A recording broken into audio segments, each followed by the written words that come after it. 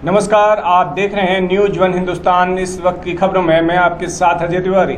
सावन का महीना चल रहा है और कांवड़ यात्रा भी अपने पूरे चरम पर है। डाक कांवड़ के साथ भारी कांवड़िया इस समय हरिद्वार पहुंच रहे हैं। वहीं इस कांवड़ यात्रा में खास बात यह है कि लक्सर में इस बार सावन माह बिना बारिश के ही सूखा नजर आ रहा है। लक्सर में इस समय चिलचिलाती भीषण गर्मी हो रही है और कांवड़ियों की लंबी लंबी कतारें रुड़की लक्सर मार्ग पर नजर आ रही हैं। ऐसे में जहाँ भारी कांवड़ियों का आगमन और इस समय हो रही चिलचिलाती गर्मी ने जहाँ सबके पसीने छुटा रखे हैं, हर कोई यहाँ भीषण गर्मी में बेहाल है, तो वहीं ऐसे में कांवड़ियों के बीच खाकी अपनी ड्यूटी पूरी सेवा भाव के साथ निभाती नजर आ रही है और अपनी ड्यूटी पर पूरी मुस्तैद हैं। आप तस्वीरों में साफ देख सकते हैं कि पुलिस अपनी ड्यूटी पर पूरी मुस्तैद है और अपनी ड्यूटी इस चिलचिलाती भीषण गर्मी में पूरी लगन सेवा भाव के साथ करती दिखाई दे रही है। लक्सर पुलिस क्षेत्र अधिकारी निहारिका सेमवाल खुद रुड़की लक्सर मार्ग पर जगह जगह पुलिस पॉइंट का निरीक्षण कर यातायात को सुचारू करने में लगी हुई है। उनका कहना है कि कांवड़ यात्रा में कांवड़ियों को जाम जैसी कोई परेशानी न हो सके, इसलिए एसएसपी के निर्देश पर सभी बंदोबस्त किए गए हैं। कांवड़ यात्रा को सकुशल संपन्न कराना उनकी प्राथमिकता है।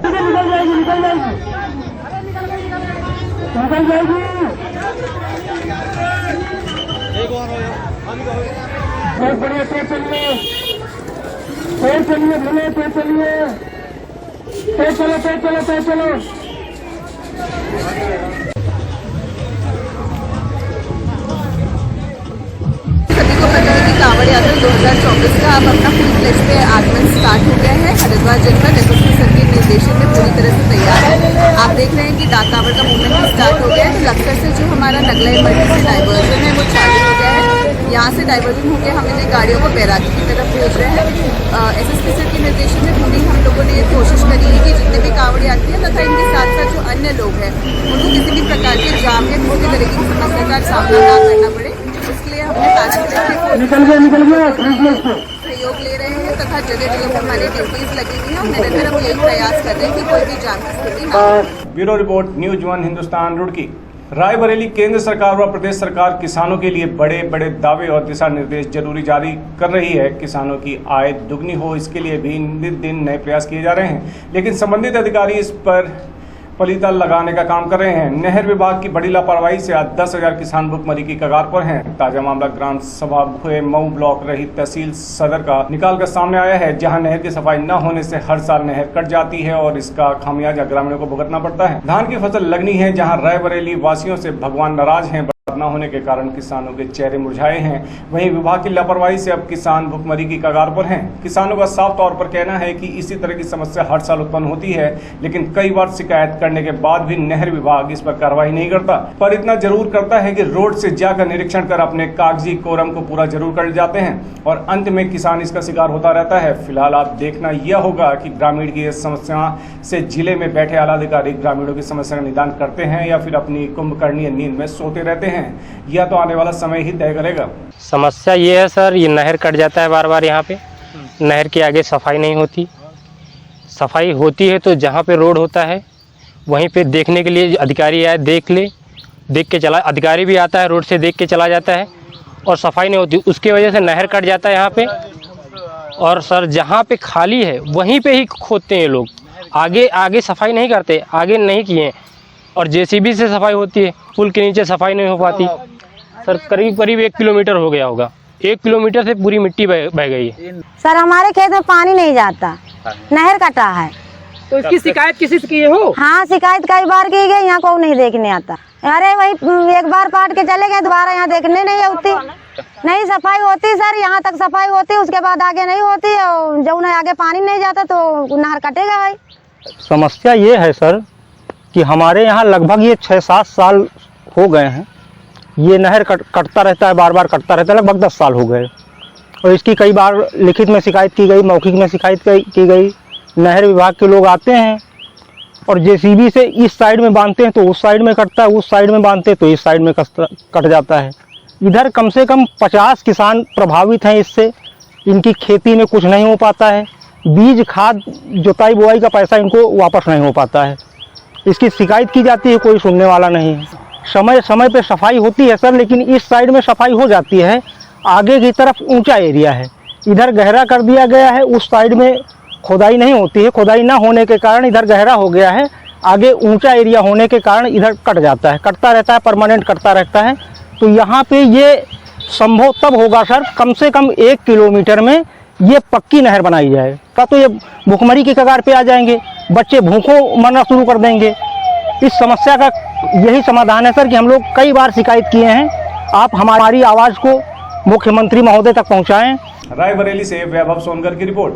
धार्मिक नगरी अयोध्या में चल रहे विकास कार्यों पर विपक्ष द्वारा काम को रोके जाने के आरोपों के मामले को लेकर भाजपा के पूर्व सांसद लल्लू सिंह ने निराधार बताया है। उन्होंने बताया कि प्रधानमंत्री मोदी के नेतृत्व व मार्गदर्शन में अयोध्या को देश के विकसित शहरों में एक बनाने परिकल्पना को साकार स्वरूप दिया गया है। 2014 में सांसद बनने के बाद अयोध्या को उसके बाद वृहद स्वरूप में लाने के संकल्पों को लेकर रणनीति तैयार की गई। अयोध्या के स्वरूप को लोग जानते थे, लेकिन उसकी सांस्कृतिक सीमा 84 कोसी के बारे में श्रद्धालु व लोग परिचित नहीं थे, जिसको लेकर दिल्ली में 2019 में अयोध्या पर्व के माध्यम से वैश्विक स्तर पर इसको प्रसारित किया गया, जिसका परिणाम आज अयोध्या के सर्वांगीण विकास के रूप में जनता के सामने आया है। लल्लू सिंह ने बताया कि विपक्ष ने कभी सकारात्मक राजनीति नहीं की, केवल गुमराह करने की राजनीति को अपना आधार बनाते हुए जनता के सामने गलत आंकड़े प्रस्तुत किए गए। अयोध्या को वैभवशाली व विकसित होना कभी विपक्ष को अच्छा ही नहीं लगा। विकास के पथ गतिशील अयोध्या के मार्ग पर हमेशा रुकावटें लाने का कार्य विपक्ष ने किया है। विपक्ष को इस साजिश का जवाब जनता के बीच किए कार्य व विकास को लगातार गतिशील बनाते हुए दिया जाएगा। विकास की कोई परियोजना की गति को मंद नहीं पड़ने दिया जाएगा। सभी परियोजनाएं अपने समय पर पूर्ण होगी व जनता को समर्पित की जाएंगी। ने जो आरोप लगाया है कि अयोध्या में विकास के काम रुक गए, उनका आरोप निराधार है। विपक्ष अयोध्या के विकास का काम तेजी के साथ चल रहा है। 2014 में जब हमको सांसद होने का सौभाग्य प्राप्त हुआ और मोदी जी इस देश के प्रधानमंत्री बने, हम लोगों के मन में यह विश्वास जाग गया कि अयोध्या में भगवान राम का भव्य मंदिर बनेगा। इसलिए अयोध्या के जो इंफ्रास्ट्रक्चर के काम हैं, बड़े बड़े अयोध्या का बड़ा स्वरूप बने, इसलिए बहुत सारी परियोजनाओं को हम लोगों ने 16 तक स्वीकृत करा लिया, या बहुत सारी परियोजनाओं को 14 से लेकर के लगातार उस परियोजनाओं को स्वीकृत कराने के लिए प्रयास करते रहे। जैसे रेलवे लाइन का दोहरीकरण, अयोध्या रेलवे स्टेशन, माल गोदाम का अयोध्या कैंट से सलारपुर स्थानांतरण, कोल डिपो का अयोध्या से बिल्लहर घाट स्थानांतरण, 133 करोड़ रुपया भारत सरकार से पर्यटन मंत्रालय से स्वीकृत, और अयोध्या से जगदीशपुर की 4 लेन, अयोध्या से सुल्तानपुर को राष्ट्रीय महामार्ग के लिए का निर्माण, मेडिकल कॉलेज का निर्माण, और प्रयागराज से अयोध्या, अयोध्या से मनकापुर और बनारस से लेकर लखनऊ तक, बाराबंकी तक जो है विद्युतीकरण, बहुत सारे काम अयोध्या से लेकर के और रामेश्वरम तक की उत्तर रेलवे की सबसे बड़ी ट्रेन को चलाने का काम, या सारे कामों को हम लोगों ने मिलकर के स्वीकृत कराने का काम। उत्तर प्रदेश सरकार पर्यटन मंत्रालय ने पैसा दिया, और जो शेष हैं मंदिर, उनकी भी सूची बनकर गई है, भविष्य में उन पर भी पैसा आने वाला। तो यह विपक्ष का आरोप निराधार है कि अयोध्या में विकास के काम रुक गए। वह गलत फहमी में न रहे। प्रभु श्री राम हम सबके आराध्य हैं, मोदी जी के आराध्य हैं, योगी जी के आराध्य हैं, और इसलिए प्रभु श्री राम की नगरी अयोध्या को सजाने और संवारने का काम हम सब निरंतर करते रहेंगे। अयोध्या से मयंक श्रीवास्तव की रिपोर्ट। रायबरेली शहर के किले बाजार में अंग्रेजों के समय का बना बड़ा कुआं, जिस पर एक कहानी कही जाती है कि इसका स्रोत समुद्र से जुड़ गया था और लगातार पानी निकलने लगा था, जिसे बड़े लोहे के तवे डलवाकर बंद कर दिया गया था। यह तो एक कहानी प्रचलित है, इसका कोई प्रमाण साक्षी नहीं है, लेकिन शहर के अंदर की धरोहर का सौंदर्यीकरण करने के लिए प्रशासनिक अमला, जिलाधिकारी हर्षिराम माथुर और नगर पालिका अध्यक्ष शत्रुघ्न सोनकर के नेतृत्व में मौके पर पहुंचा सभी अधिकारियों ने इस स्थान का निरीक्षण किया और साथ ही राजा बाल के किले का फाटक कहे जाने वाले जर्जर अवस्था में हो चुके उस गेट का भी निर्माण और मरम्मत करवाया जाएगा, ऐसा आश्वासन दिया है। नगर पालिका अध्यक्ष का कहना है कि इस पर्यटन स्थल के रूप में घोषित किया जाना चाहिए। देखिए, सीएम साहब से कई बार मिले हम, और यहाँ जो रायबरेली की एक धरोहर है, ऐतिहासिक बड़ा कुआं के बारे में डीएम साहब को जानकारी भी दी और बताया भी हमने कहा वो एक पर्यटक स्थल के रूप में उसको विकसित किया जा सकता है। तो इस पे शासन प्रशासन के लोग थोड़ा सा विचार किए और इसको देखने के लिए आए। आज मौके का मुआयना भी किया और इस इलाके का एक किला गेट है जो किले बाजार के गेट के नाम से चर्चित है, अंदरून किला के नाम से ये मोहल्ला जाना जाता है। बड़ा कुआं और ये किला बाजार गेट बहुत ऐतिहासिक चीज है रायबरेली की।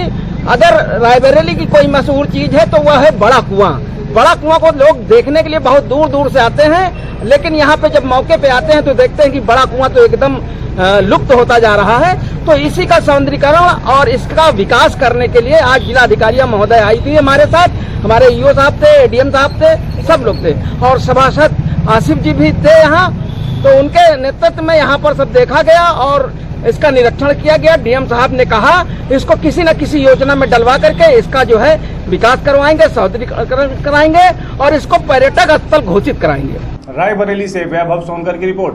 मजदूरों से भरी पिकअप में इनोवा कार ने जोरदार टक्कर मार दी। इसके बाद वह सड़क किनारे जा गिरी। इसमें 2 की मौत हो गई है जबकि 1.5 दर्जन से अधिक घायल हो गए।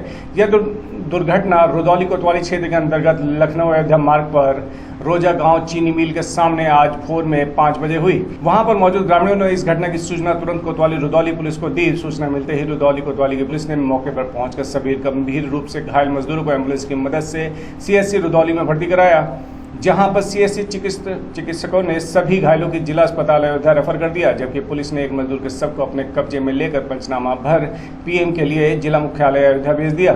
जानकारी के अनुसार मंगलवार की भोर सीतापुर से पिकअप में सवार होकर सभी मजदूर जो मजदूरी के लिए मिर्जापुर के लिए जा रहे थे, जो अयोध्या में दर्शन करने के बाद अपने कार्य के लिए मिर्जापुर जाते हैं। पिकअप जैसे ही रुदौली कोतवाली क्षेत्र के लखनऊ अयोध्या मार्ग पर स्थित रोजा गांव चीनी मिल के समीप पहुंच रही थी, उसी दौरान लखनऊ से अयोध्या की जो ओर जा रही एक तेज रफ्तार इनोवा कार ने अचानक पिकअप में जोरदार टक्कर मार दी। ये हम कुछ दर्शनार्थी और कुछ मतलब काम करने के लिए सीतापुर और कुछ लखीमपुर के आदमी निकले थे और जब अयोध्या में रोजा गांव के पास पीछे से इनोवा गाड़ी ने भयंकर टक्कर मार दी और हमारे 2 आदमी एक्सपायर भी हो गए और लगभग 5-6 आदमी लगभग घायल हुए। टोटल लगभग 18 लोग थे गाड़ी में। तो घटना 4:15 बजे की। अयोध्या से मयंक श्रीवास्तव की रिपोर्ट। भर्ती कैलेंडर जारी करने, वेटिंग की तत्काल भरने, पुलिस भर्ती में उम्र सीमा को बढ़ाने सहित कई मांगों को लेकर उत्तराखंड बेरोजगार संघ ने सीएम आवास कूच किया। परेड ग्राउंड से सैकड़ों की संख्या में पूरे प्रदेश से आए बेरोजगार युवा सीएम आवास की तरफ चले, लेकिन पुलिस ने कनक चौक के पास बैरिकेडिंग लगाकर उन्हें रोक दिया।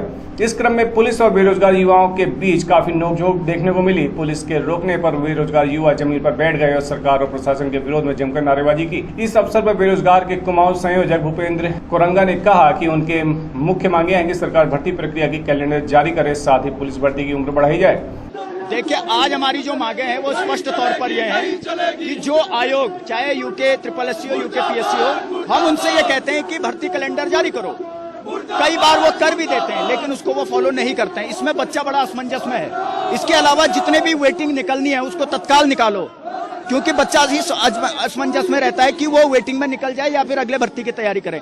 इसके अलावा पूरे प्रदेशों में पुलिस कांस्टेबल में उम्र सीमा जो है बढ़ी हुई है, लेकिन एकमात्र उत्तराखंड ही ऐसा है जहां पर नहीं बढ़ी। तो ये तमाम मांगे हैं जिसको लेकर के उत्तराखंड प्रदेश के 13 जिलों से, चाहे वो बागेश्वर जिला हो, पिथौरागढ़ जिला हो, कुमाऊं का अंतिम जिला, या फिर इधर गढ़वाल का उत्तरकाशी जिला हो, तमाम जगहों से यहाँ पर युवा आए हैं अपनी इन मांगों को लेकर के। Bureau report, news 1 Hindustan, Dehradun. बने रहे खबरों में, देखते रहे न्यूज 1 हिंदुस्तान। नमस्कार। आप देख रहे हैं न्यूज 1 हिंदुस्तान।